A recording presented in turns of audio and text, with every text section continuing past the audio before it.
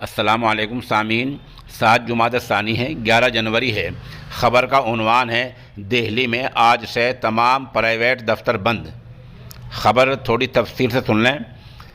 दारुल हुकूमत दिल्ली में कोविड-19 और ओमिक्रॉन नामी बीमारी के बढ़ते असरात के मद्देनज़र आज से दिल्ली के सभी प्राइवेट दफ्तरों को बंद कर दिया गया है।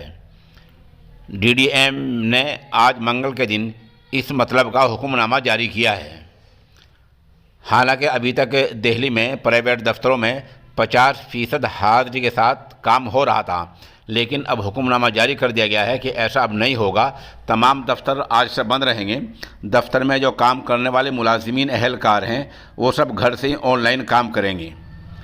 एक कैटेगरी रखी गई है, उसका नाम भी दिया गया है एग्जाम्प्टेड कैटेगरी।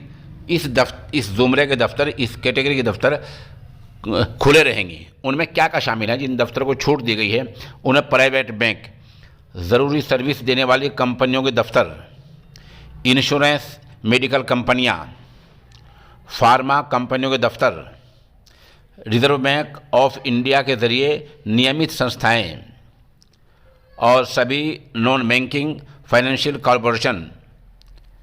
और इस तरह अगर अदालत खुली है तो वकीलों के दफातर, इन दफ्तरों को छूट दी गई है। बाकी तमाम कंपनियों के दफ्तर आज से दिल्ली में बंद रहेंगे, ऐसा दिल्ली सरकार ने आदेश दिया है। उधर साथ साथ ये भी कहा गया है जो कोरोना की पाबंदियां हैं, जो नियम ज़वाबित हैं, उनको सख्त किया जा रहा है। मास्क पर सख्त निगरानी की जा रही है, गाड़ियों की चेकिंग की जा रही है और जिस्मानी फासला, भीड़ भाड़, इन तमाम चीज़ों पर दिल्ली सरकार पूरी निगाह रखे हुए है। ऐसा फैसला दिल्ली सरकार ने अभी कुछ मिनट पहले किया है।